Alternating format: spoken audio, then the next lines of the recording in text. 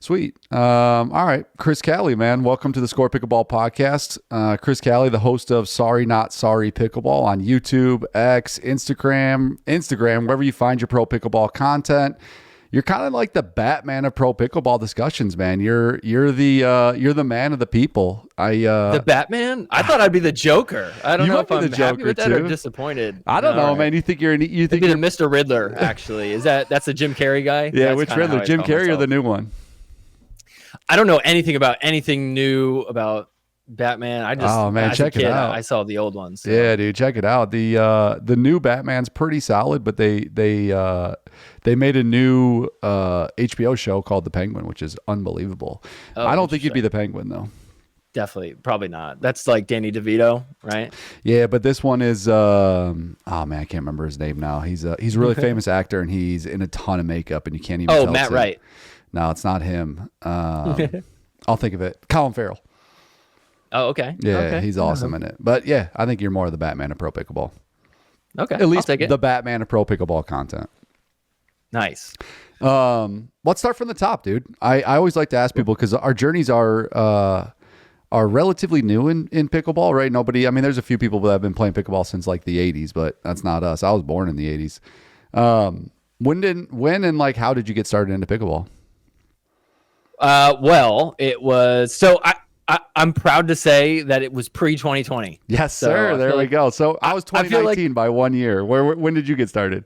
I was 2019. Yeah, same. So, all right, here we go. There's two groups of people. It's like you're either before or after. Are you a real one? But to be fair, it was literally December of 2019. Like, so right up at the edge. That's all right, man. You hit the cut. Yeah, exactly. I still made it. Yeah, my dad was like, "Hey, there's this pickleball thing. Let's go play it with our family. We're all in town for Christmas. Let's go play because we're bored sitting at home." And we were like, "Okay, that was cool." And then really that was the only time I played. And then 2 years later, I was like, "You know what? I think I want to go play that pickleball thing with some friends." And then I remember I was going to go play with some friends. I rented out like a paddle tennis court. I didn't know there was a difference at the time. It was like, I was like, it has lines. Dude, those things destroy your core. Those things destroy your feet and they destroy the ball like very quickly. Those courts? Yeah, the floor on those courts are just all rugged. Oh, yeah, that's probably true. I didn't even think about that. Yeah. So I just rented one of those courts out and I invited some friends and I didn't want to look like an idiot. I'm like, I'm bringing all my friends here. They're going to be like, what are the rules? How do we play this? Like, don't know. So I was like, I didn't want to be that guy who's like, I don't know. We just hit the ball, right? So I'm like Googling like rules. I'm going on YouTube and I'm like, oh, they got all these videos that like explain the rules. And I'm like, oh, interesting. They have some like coaching. Who's this Jordan Briones guy? Yeah, there we go. Okay. Shout out. And then I'm like, yeah. And then I'm like, wait a minute, gold medal match, Tyson McGuffin versus Ben Johns. Who are these There's people? A professional level of this game? Yeah. I was like, what in the world? I was fascinated with it. What's so funny too is I saw a gold medal match and my brain was like, pickleball's in the Olympics. This is so legit. They're playing in the gold medal match against wow, 2 Americans making it to the gold medal match. We must be really good at pickleball. But yeah, it was just like some random tournament. But anyways, yeah, that's how I kind of went down the rabbit hole was that way. Dude, that's so funny. So my brother, I've told a story on the podcast before. I don't want to get into it, but like my brother asked me to drill with him in pickleball, and I was like, I have no idea what you're talking about, buddy. But yeah, I'll go. That sounds fun. So we did that, had a good time, got the itch, and then one of my business partners at Score Pickleball, Tony, and then a few of my other buddies, Pete, and a few other guys. We started off playing pickleball in the local courts, literally playing tennis, and none of us had a tennis background. We were playing like Love 30, Love 15. We were playing tennis. Overhead serve? No, we were underhand serving. But we were playing tennis scoring and like baseline tennis with just pickleball equipment. And the people that were around us, because we're from Metro Detroit, and the sport picked up pretty quickly around here. And it's been around for a while actually in Metro Detroit. But people were looking at us like, what are these people doing? And we're like, leave us alone. We're having a good time. Which actually I kind of reminisce about those days because now, dinking, all that stuff is fun. I love pickleball. The whole game of pickleball I love, but going back to like baseline pickleball was actually kind of fun. For some people. Yeah. For me, I'm like, no, I can't do this. I'll just keep hitting it in the net. Yeah. I do not have a tennis background. I don't either. I used to play basketball. What sport you play growing up? I don't know. You could say baseball. I mean, I played baseball for like 13 years straight. But when I say play baseball, I mean like I would go up and not hit the ball. Like You look like a second baseman. What position do you play? I was second baseman and right field. Yeah. Yes, sir. I tried playing in high school for a little bit, and I was so bad. I was a junior. They were like, all right, we'll let you on the JV team. I was on the bench. Literally, my role was to go get foul balls. They would hit foul balls. They would fly into the street, and I'd be like, I got it. Yeah. And I would just go get them all. And that was it. Every now and then, they would let me pinch run. Hell so yeah. I could like steal you got bag some speed. or two. Yeah, there we go. Yeah. But never hit a baseball. Like never got a hit. Never got. I think I got hit. I got hit by a baseball, and that was my only time on base. Hell yeah. Like due to my own. Other than pinch running. Yeah, exactly. Other than pinch running. Nice. How often do you play pickleball now? What's your? Do you play once a week? Do you play oftentimes, or what do you got going on? What does pickleball look like for you? I mean, it's about 3 to 4 times a week if I can. And then there's some weeks where it's like they got PPA and MLP and APP, and I'm like, oh my gosh, I am burnt out because I have to do a ton of stuff for the podcast. Yeah. So sometimes it's none, but goal is always like 3 to 4, I'd say. So what when you play pickleball? Because I feel like I've done, man, it's crazy how many phone calls and how much market research I've done in like recreational pickleball, building score pickleball. Because what we want to do is we want to allow people to play whatever they're playing in terms of how they play pickleball, what they do when they play pickleball, but we want to give them a little bit more stats, a little more information, a little automated rotations, a little bit more of like an enhanced version of that, right? So in order to do that, I had to go and make sure I understood what people were doing. I talked to, from the pro level, I was talking to pros on their way to like drilling sessions at like 6:30 in the morning to anybody that had pickleball in their LinkedIn. I'm calling, chatting with them. What are you up to? How do you play? So you tell me what type of pickleball do you prefer? Do you like tournaments? Do you like leagues? Are you doing just rec play, open play? What do you got going on? I mean, I love tournaments because it's just fun to like have that little rush of adrenaline and have something that you're taking really seriously. But I don't know, my time doesn't really allow me to drill too much, or at least just consistently. Yeah. So I'm like, I hate going to a tournament and being like, I should have practiced more. So yeah, I've kind of trailed off on doing tournaments. I only did one this year. Yeah. But yeah, I got like a group of buddies. We'll just go play a few times a week. I live like right down the street from my courts. Awesome. I literally walk there. It's a 5-minute walk. So yeah, that's it. Yeah, we just kind of how many guys you play with? Available. I mean, we got like a group chat of like 10-ish of us, dude. And then whoever shows up. Sometimes it could be 8 people showing up. Sometimes it could be like 3 or 4 people showing up. So whatever we can get. Yeah, that's what I do too. I like doing that. I played last night. I play about once a week with the kids and stuff like that. Sometimes I get twice a week. But what we do is so there's a bunch of different formats on the Score Pickleball app. But the 8-player round robin, you guys should check it out. For the first 7 games, you pair with everybody once, right? So you're playing against everybody once, and then the final 8th game takes the for the stats of the event, so plus minus win percentage, stuff like that, because as you're scoring the matches into the system, the next game appears. So in order to see who you're playing with next, you got to score your game, and it kind of goes through and whatever. You can look at live stats, things like that. But the 8th game takes the 1 and 3rd place person against the 2nd and 4th place for a championship match. And then 5 and 7 play against 6 and 8 for like a consolation. So everyone plays 8 games. And what we do is we tie that to a league. So we have league standings on that. So every time we go out and play, we do this awesome round robin rotation. We have a really good time with it. You get like an event gold of that event for that week, but then it ties to a season, ties to a playoffs, all that fun stuff too. So you guys should check it out. It's a good way to play. Yeah, that might help. And I think I remember you saying you don't really need to just do it all at once, right? Like you kind of do it over the course of like a month if you really need to. Yeah, well, you could just end the event if you played 5 games, and it would just tie to the league, and it just closes on that. You could let it keep going. You can do a 4-player round robin. It really is just a bunch of mini best of 3s. You can do the major league style. We have a dynamic rotation where if you got 9 guys in 2 courts, there's always a guy sitting out, and it just kind of rotates people in and out and stuff like that. So it's just a little bit more fun because you get some stats on it, but you're still playing with your boys, and you don't got to be like, hey, Chris, did we play yet? Do we want to play next? Who's playing next? Like, what's the app going on? Yeah, just like you're done playing, you enter your score, and you're like, oh, Chris, you're on a team. Tony, Pete, we're playing you. Let's go over here, and then you just keep it moving. It's nice, fun. Yeah, it's fun. We got to do that because you're right.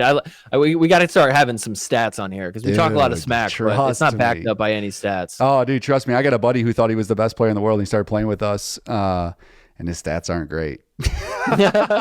Stats aren't great, buddy, but yeah, it might be a bad season. Who knows? But that's the nice part about doing a league with seasons is after the season's done, you get your playoffs. The season standings reset back to 0. You can always go back and see the seasons you played in the past or whatever. But if you're having a good season, bad season, it's all just a little bit more fun.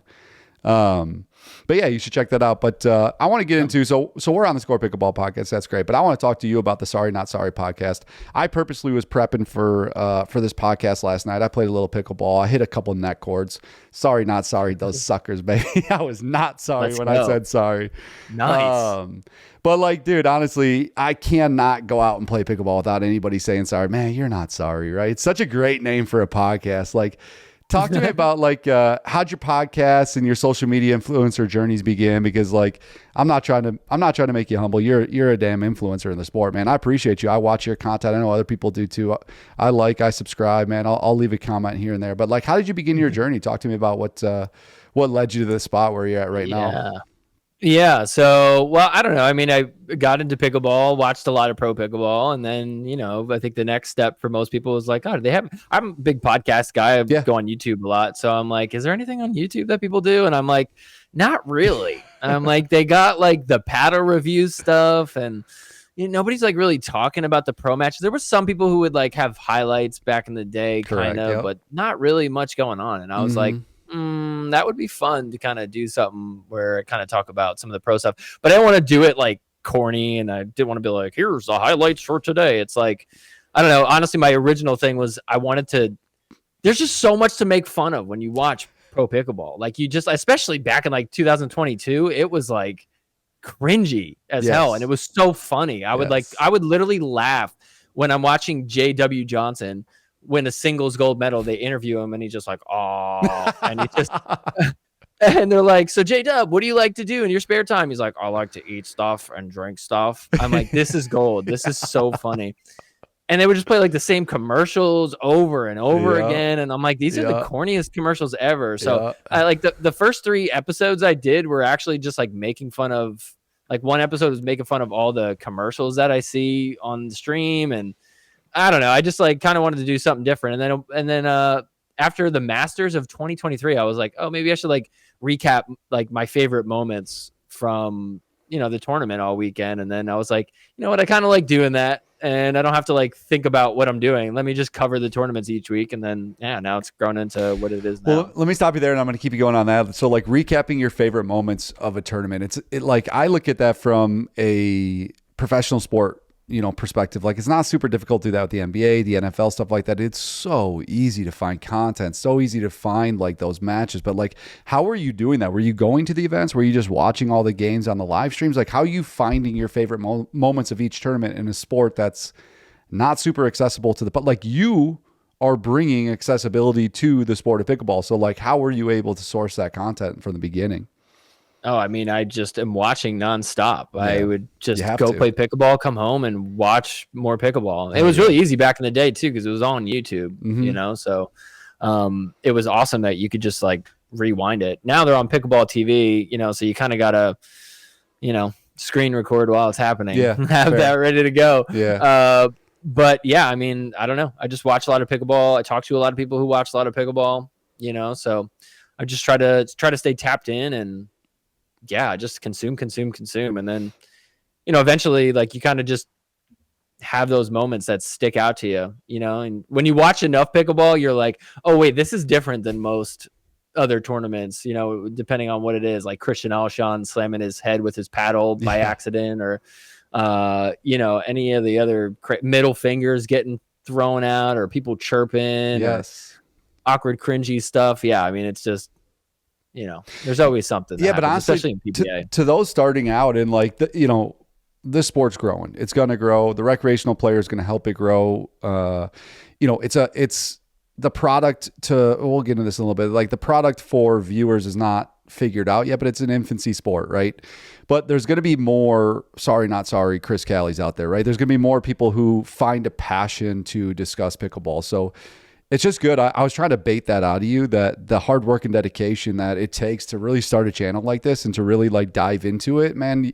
You should be, that people might see you as like an overnight success, but like you are rewinding YouTube videos, you're, screen recording, you're trying to figure this out. And then not only that, the storylines are not public, right? You can't go on ESPN and read articles about the storylines in pickleball. You have to uncover those. You have to do journalism. You have to figure that out.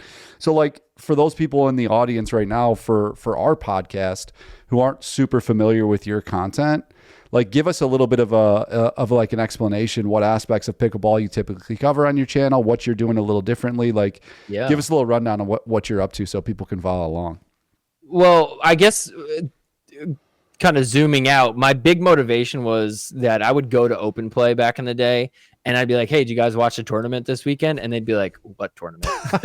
And so I'm like, I would just always think like, okay, if I just had like, 35 to like an hour, of somebody's time, like what would be the moments that I want to show? Hell yeah. You know what I mean? Like what would be like, what could get you to want to watch this with me just so I could like talk to you about it? I need just, friends, man. I'm trying to find more friends. Yeah.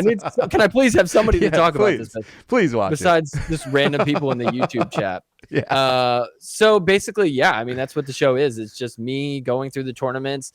I show kind of the best matches, the highlights, talk about the storylines, just try to keep people up to date. Because here's the thing. It's like these tournaments are Thursday, Friday, Saturday, Sunday, sometimes like 8+ hours each day. And it's like, who the heck has time to watch that unless you nerd out on it like I do? So I guess I'm throwing myself in front of the bullet of time for everybody out there. And I'm like, I'll sacrifice my time and myself so that way you guys can go out, go play pickleball, go have a life, have a family, have friends out in the real world that talk about normal things.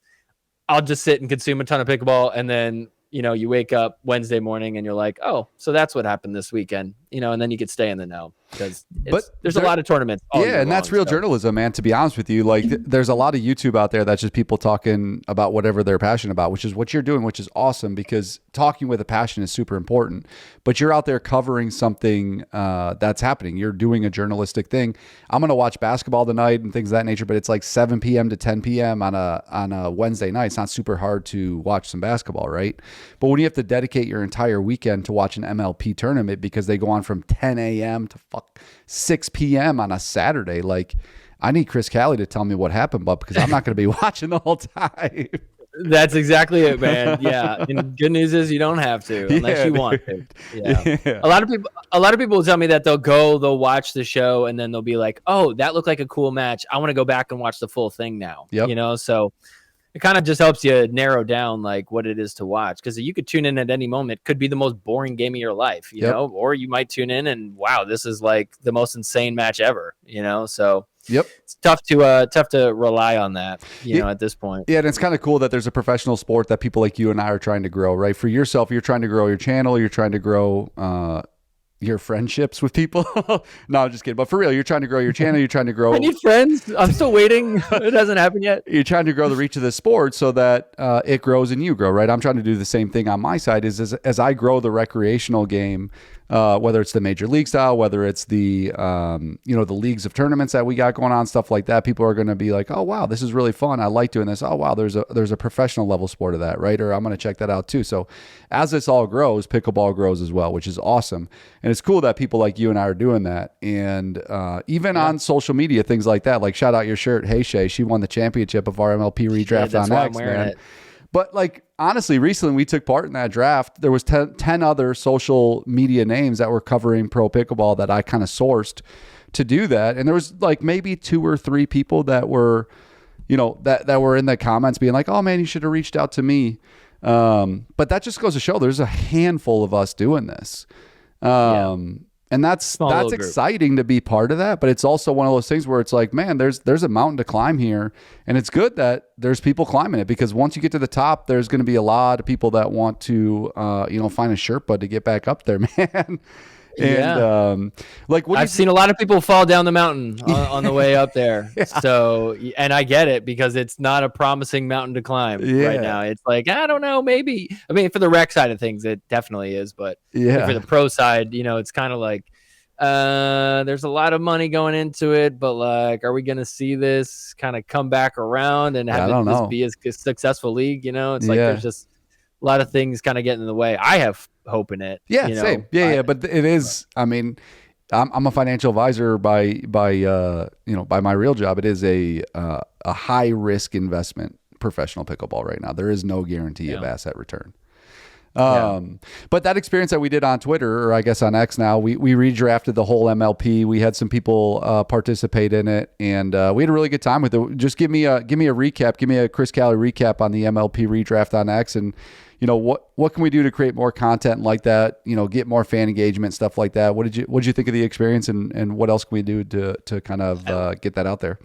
Well, I mean, I had a ton of fun. I'm incredibly butthurt that I got beat by Gym Claws by, what was it, 51% to 49%? Yeah, dude, that was the closest. I think that was the closest result we had.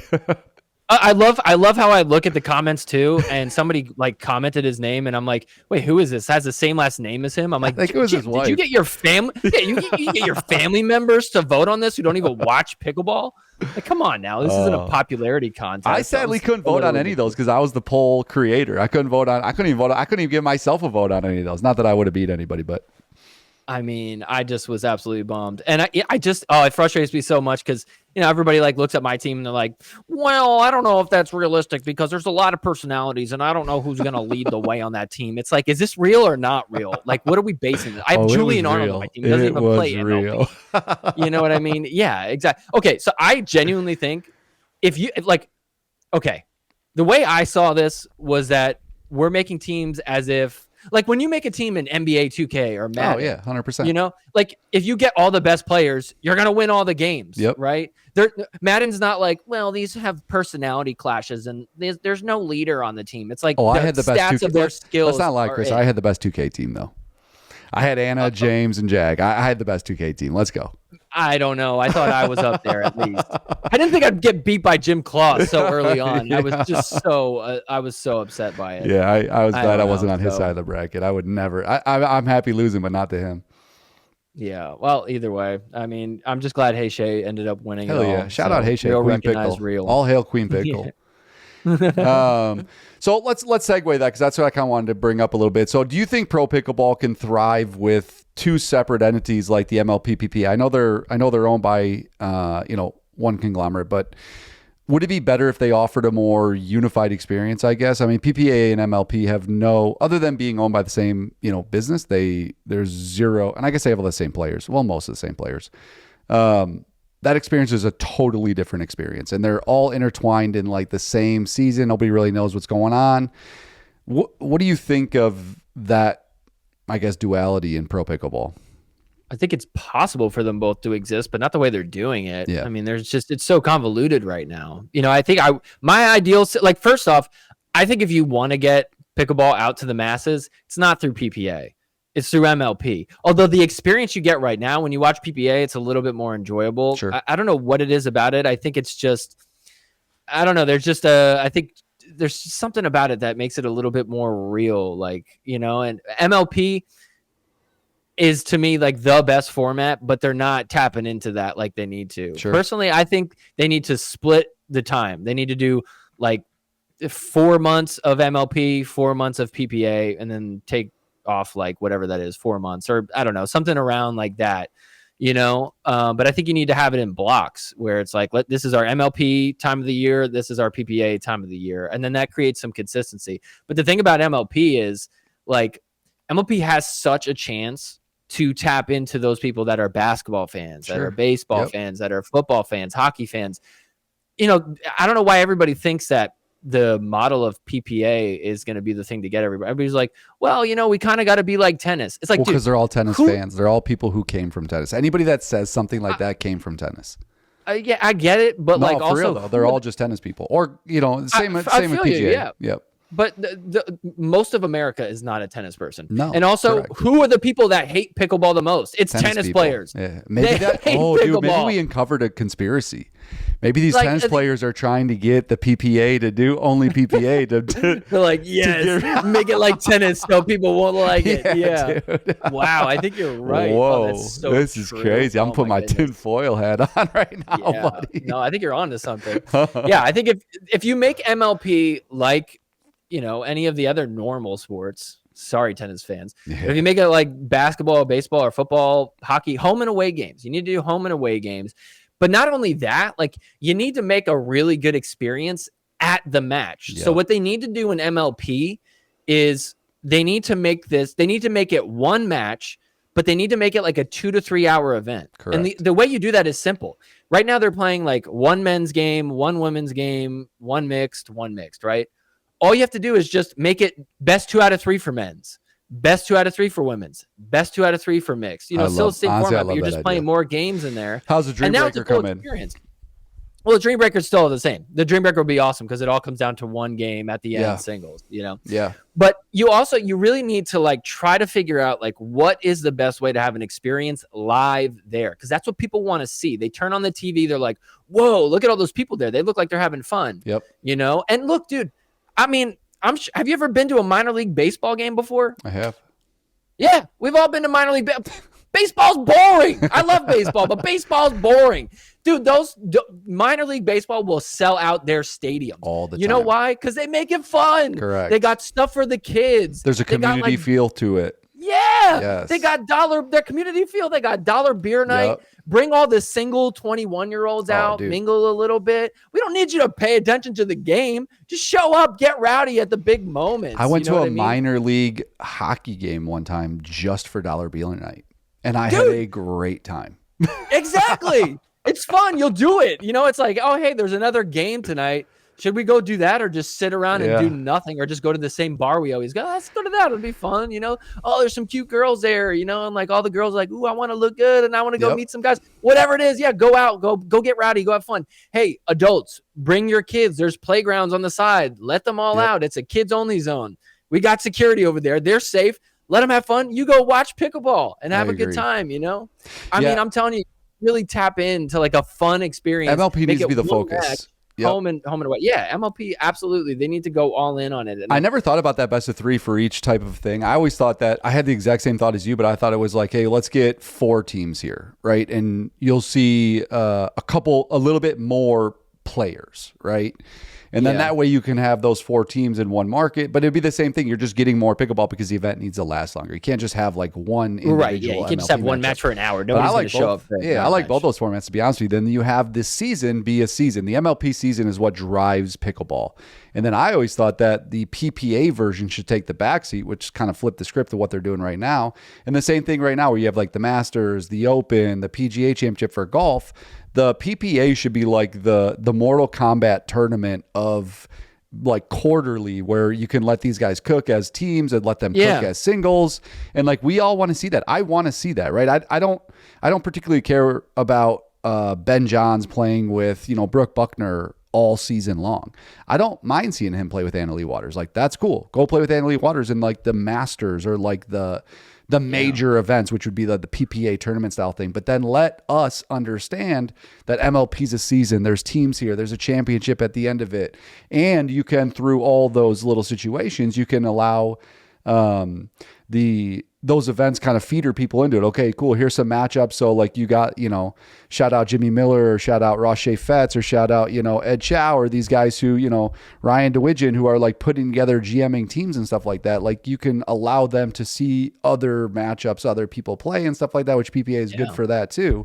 So I think they need to flip it. I think MLP needs to be the focal point, and you do that. Like you said, you do those 100%. In-market matchups, whether you have 2 teams playing best of 3s or you have 4 teams so you get more players coming into your market. And then you flip. I love the idea of quarterly PPA. That'd be sweet. Maybe even more than that, but like, yeah, like you need to really we need to have a little bit more scarcity with PPA, because then it can be really special. Yep. Like, imagine if there was just like, you know, a few times a year that basketball players all got to just like pick their own little teams, boom, you know, and start playing. We'd all be like, oh, that's like really kind of cool. Yeah. You know, especially if it was for like a big amount of money or something they cared about. You know, then it'd be like, because, you know, you have like the All-Star game, but they don't really care about the All-Star game. And like, honestly, you know, Challenger MLP, I think Challenger MLP right now serves its purpose because it's in an infancy, but the idea of Challenger MLP is so lame. I think AP... Well, they're going to get rid of it. Well, I think APP or something like that should be the feeder system, and I don't think they should do an MLP format. I think the APP or whatever they're going to do as a feeder system should be like a PPA style. I think the MLP should be special, and it should be you make these teams. If you're on these teams, you're playing this format. If you're not on these teams, you're an APP doing tournaments, you're doing all that other stuff or whatever. If you want to be in the majors, right, that PPA style stuff, that's fine. You can be a non-MLP player and be in like the draw of the major to be in this stuff too. But the MLP should be like X amount of teams. You're actually playing in your city that you're the team of, and it's this special thing that's like season long. It means a shit ton. It means a lot. And even those major, the PPA style stuff, whatever, that can mean a ton too. But like MLP should be special. And the fact that there's a challenger MLP just kind of dilutes the product. Yeah, for sure it does right now. They're definitely combining the leagues. It's all going to be one league soon. Yeah, and it'd be cool if they have like 6 people on a team. You got like backup players, reserves, you know, or whatever. Somebody gets injured, you don't have to pool because if there is no challenger, then there's no challenger division to pull from. If you have like, like an injury or something like that. Yeah. So I've been to one MLP event. I've never been to a PPA event. I would love to go to a PPA event. I went to the Beer City Open this year in Grand Rapids, and I had a blast, dude. So I live in Metro Detroit, so Beer City's in Grand Rapids. We trucked it over there. It's like a 3-hour drive. We had a great time. We actually had a sweet event. It's on the All In Pickleball Gym's YouTube. We did a live stream with Caitlin Kerr, Jimmy Miller. Oh, that's right. Yeah, you guys did that match. Yeah, it was really cool. We talked about it when they were on my show. Yeah, that was that's right. I forgot about that. Shout out, dude. I forgot you did that. It was awesome. But yeah, so we launched our MLP style like format on there. But all this to say, Beer City Open was awesome. We had a really good time. I will say the lines of sight for viewers was mediocre, but it was married with an amateur tournament as well. Like Beer City Open is an amateur tournament, so there's like amateur play going on all around. That popped off though. That was fun. The weekend was awesome. Thursday and Friday was super weak in terms of fan attendance. There was nobody there. But for somebody like me who was there, I had a great time because I essentially had courtside seats for free to like Major League Pickleball, right? It was great. But what's your take on the live experience at both PPA and MLP? Like I've never been to PPA, like I said. I've been to one MLP event, and I feel like that one MLP event's a little bit unique in comparison to other ones. Where do you see that needing to evolve? I mean, I think they need to be in mini stadiums places, but that's just me. I need lines of sights are important and dollar beers like you talked about. But what do you see that? Where do you see that kind of enhancing? Well, I mean, first off, going to PPA is great. Like I don't mean to, just because I like MLP better doesn't mean PPA is not awesome in its own right. It's very fun. I will say though, to be fair, I went to San Clemente, which is like the best place to go for pick. Yeah, right. I mean, like I've been to the Newport, but they have only done MLP and APP there. I don't think I've ever been to. I don't think they ever did PPA at Newport. What's one in Naples too? That's supposed to be great too. It's like the World Championships or something like that. The Pickleball Championships. I don't know. There's one in Naples. Florida. Yeah. That one's supposed to be great too. I forget what it's called though. Is that the U.S. Open? Maybe it's the U.S. Open. Yeah. Whichever one's in Naples. I'm sure. Leave a comment. Whoever's listening to this, leave a comment. Let us tell us. We don't know. But yeah, San Clemente is great. That's an awesome place to do. I actually went to the finals last year, the PPA finals. Hell yeah. And that was like, it was just a little bit more high intensity, because it felt like they were actually like, oh shoot, we're playing for something more than just like a normal tournament, and I brought some friends along with that have never seen, live pickleball professionally before. So they were like mind blown. They're like, whoa, this is intense. I mean, literally that was a weekend where Julian Arnold flipped off and gave the middle finger to Colin Johns and he called him a clown. That was like awesome. I was like, this is amazing. So I don't have to screen record this and rewind my YouTube. I'm right here.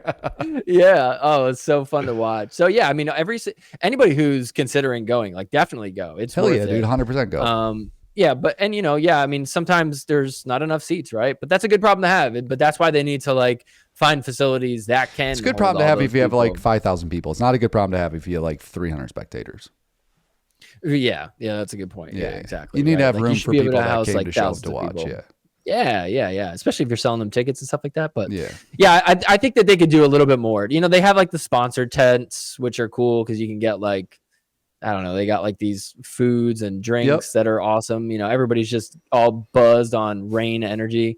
So that's fun. But I definitely think that they could do a little bit more to like hey, let's have food trucks. Like, let's have like, bars, like, where people can hang out at the bar and watch the matches, and, a little bit more stuff for the kids. So parents feel like they could bring the kids and it's like a fun experience. The kids want to go, just think that there's more they could do. Right now, it's like the big draw is, hey, we also have this amateur tournament going on behind it. And that's why they're doing so many PPAs, is because that's their moneymaker. They're like, hey, let's charge a bunch for these amateur tournaments. It has this stamp of approval on it because it's like the PPA, so everybody wants to play in those when it's in town.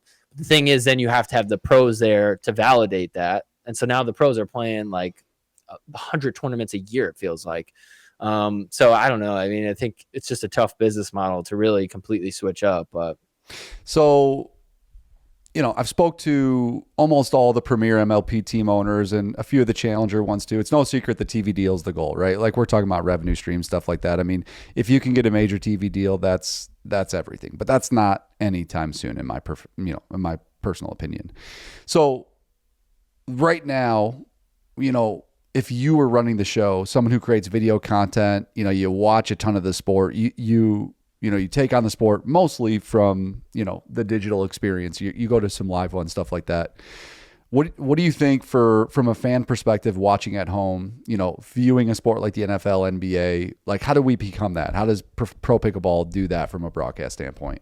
Well, first off, make it as similar to that as possible. And that's what we said about home away games, playoffs, a championship. I think that they're going to screw up this championship this year so bad. I hope not, dude. Don't even say that to existence. Well, here's why I say that. Here's why I say that is because they're making it like 2 out of 3 matches. Yeah, I know. So it's going to be like one. Sorry, I got my cat in the way. So they got it like just a tail walking by, bro. I'll tell you what's not going to get the TV deal is cattails walking through the broadcast. Yeah. Please no cats on the broadcast. So yeah, I think that when they do the championship this year, they're doing it like best 2 out of 3 matches, like over the course of like 2 days. Yep. I think that's a huge mistake. I think you got to do it like the format, like I was saying before. You need to have one match, one day, and dude, I'm telling you right now, this year, if they had made it just one match and it just made it a little bit longer than a normal match, people would tune in and watch. It's the match. It would be the biggest match single of the year elimination sports. It'd be it'd be the biggest match ever in pickleball because it's been a whole regular season all leading up to this moment. But now they're making it 2 out of 3. And it's like, what do people watch more, the Super Bowl or the World Series? We all know what the answer is. People I don't think baseball and football are comparable, but I agree with you on that. Yeah, but it's like, what do you watch more, the NBA Finals or the last game of the NCAA tournament?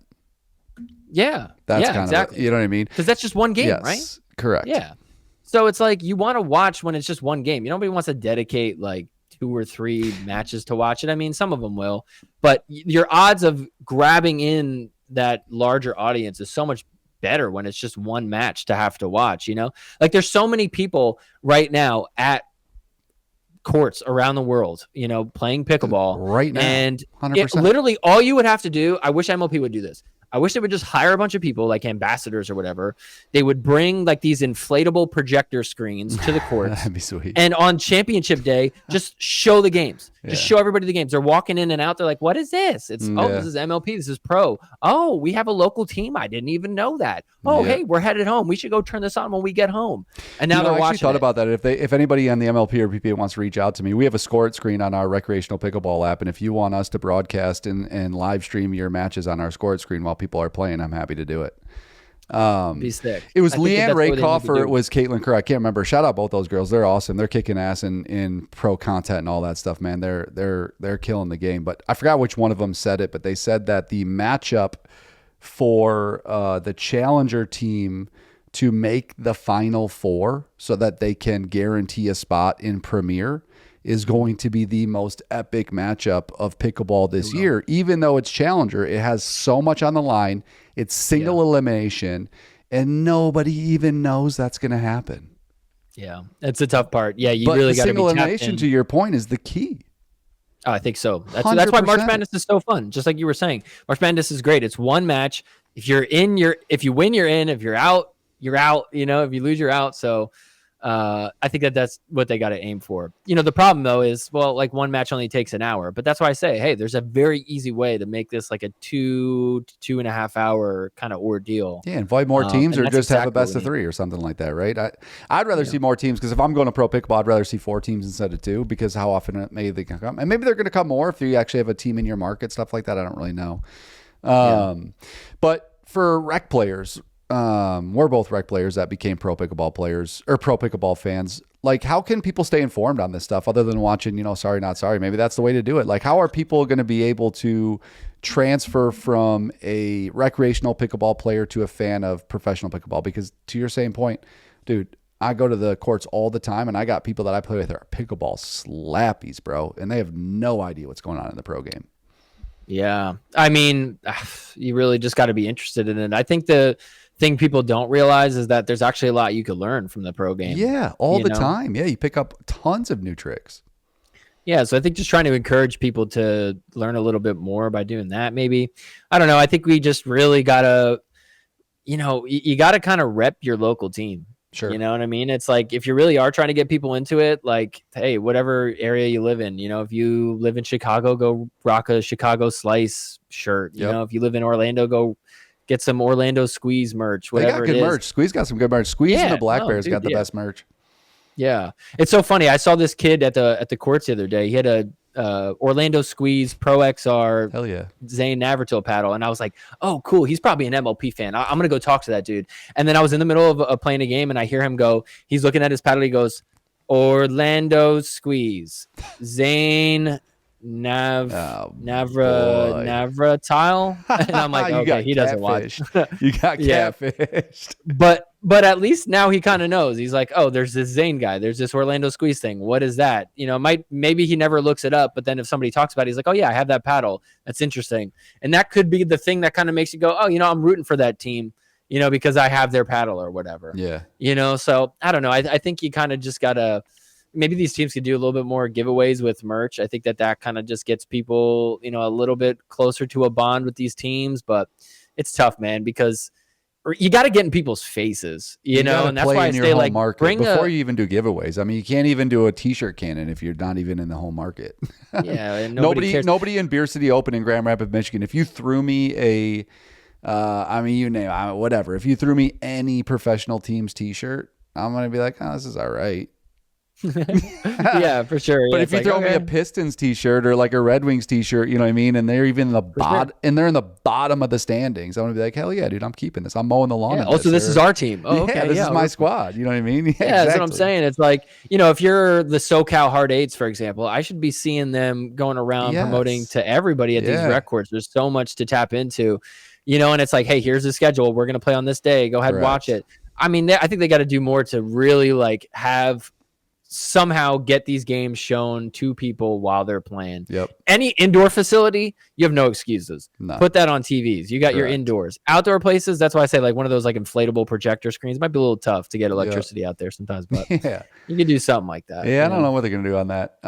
Give me the crystal ball. So, like, best case scenario, worst case scenario, and then most likely scenario. Where do you see pro pickleball in 5 years from now, and what do you think will take it to get to that, like, successful or vision, I guess? Where do we see it going? Well, I'll say worst case scenario. I'll start with that and end more positive. I like that. Worst case scenario, things don't get allocated the right way. Other motives kind of get thrown in the mix. I don't know if MLP is really the UPA's top priority right now, to be honest. Yeah, I think they just kind of like this fun thing on the side, but I think that's because they're tennis guys. And they're like, well, that's just not even it. That's just like a silly gimmick. Because MLP was Coons and they got it from him, and they're not really the biggest fans of it. They didn't start it. Yeah, they're not as like emotionally invested in seeing it come out to be something successful. So, and I think if they just like overwork these players and also just like saturate it too much, I think that's worst case scenario. And then people just lose interest over time, and they're kind of like, I don't know, it was just too much to keep up with. I'm kind of over it, type of thing, and then it was just a fad. And I mean, there's been plenty of professional sports that have had their moments that have just completely fallen off. You look at like old highlights of like pro bowling? It used to be like a thing. People cheering in the crowds. Or, you see people like really into it, and nobody's watching pro bowling now. You know what I mean? So there's just these moments, and you got to capitalize on it. And I'm just a little bit worried that worst case scenario, they don't. But I think best case scenario is that somebody really effective starts to work for MLP, and they really start to figure out how to translate this to your common everyday player and get them interested in it. I think home and away is the only way forward. And if they do that, I think that's best case scenario. It starts to be really fun to go to these matches. People have a lot of pride in like the home team or whatever. It's the state team or whatever. It could be really, really great thing to want to do that. Maybe there's some sort of connections with the college teams and, the pro teams that are out there too. I think that could be best case scenario. And then MLP just takes off, and it's what everybody wants to talk about. ESPN is covering it as a regular sport. Right. I genuinely can see it like that if they do it correctly. But I think the most likely scenario is that we kind of like fall somewhere in between where we get half of what we need and half of just what are we doing here type of thing. And I think it's going to be where it's just kind of always this hidden gem that people like. And I don't know. I don't know. I think I'm waiting to see what they do next year first. To see, because I just hope they learn from their mistakes this year. I think the big mistake they made this year was these back-to-back PPA, MLP, trying to save a little bit of money, and I get it, but it's just too much. And what's the point if you're not getting people to watch? The reason I brought up 5 years, the schedule next year is going to be good though. Yeah, the reason I brought up 5 years is because we're 8 years away from a potential Olympic bid, right? Because the next 4 years we're not going to be in that Olympic cycle. We're 8 years away from potentially making the Olympics. So in the next 5 years, you need to like hyper consolidate what Bill Russell, what Larry Bird, Magic Johnson, all these people, and then like rookie and young Michael Jordan, what they did for the NBA right before the 92 Dream Team, right before it went like absolutely berserk, global sport. It was there. There was this foundation of this sport. And like, don't get me wrong, 80s NBA was tape delay NBA finals. It wasn't, I mean, the players were unbelievable. Everything was great, but it wasn't like this amazing product. Like, we have great players in pickleball. We have unbelievable players. We have Anna Lee Waters, who's probably going to be, in the day that I die, hopefully a long time from now, probably still the greatest like pickleball player ever. Like, the girl's incredible, right?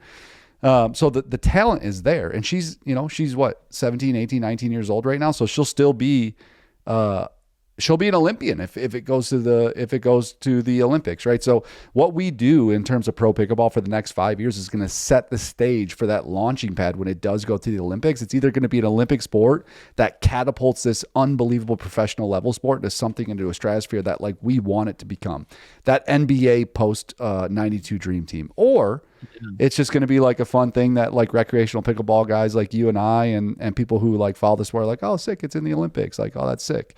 And like the pro will never capitalize on it because they didn't do something that capitalized on the interest of the sport prior to it hitting that moment. And that's why I'm curious about it.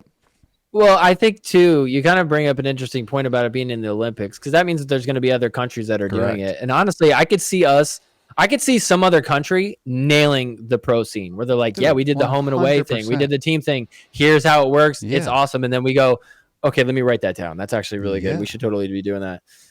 So, maybe that is kind of the avenue to get to a good spot, is like, hey, let's do it as an Olympic thing, get other countries that invested kind of in wanting to succeed at that. And then, by proxy, it's like, oh, they also have like their professional league and they got a great format, so like, let's take some notes and learn from other people that are trying it, So I don't know if Ari and Sorry Not Sorry need to be lobbyists for the Olympics, because if you have like a PPA style like Olympic bracket, that would be so lame. But if you have an MLP format, country versus country, that'd be so cool. It'd be so awesome. I think that's so cool. Yeah, but I don't know if that's what they'll do, because you need somebody to tell the Olympic Committee how to do it, and you need somebody to lobby it. Do it like tennis. Yeah, exactly. Yeah. But that's probably what it's going to be, or like the golf in the Olympics and stuff like that. So I think that's going to be the defining moment, because I do think pickleball is going to be a Olympic sport in 8 years. And I think what we do heading into that is going to be very important for the pro level. And I think it's going to be important for it moving forward.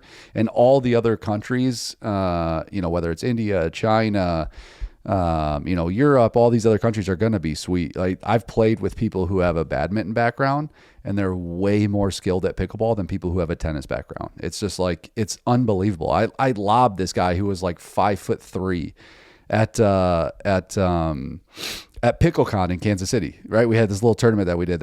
I was at PickleCon in Kansas City this year, and I lobbed this guy who was like 5'3", and this guy blistered the ball back at me. Yeah, because he came from a badminton background. And I was like shocked by it. It shook me.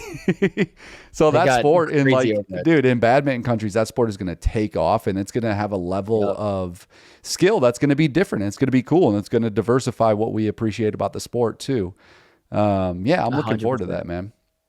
Same here. Yeah, sweet, dude. What else can we expect from Sorry Not Sorry? I know you got a letter from the MLPPPA. I know that you kind of explained that a little bit. What else can you share about what happened with that, and where are you going from the pro level in terms of like the resolution of that as well?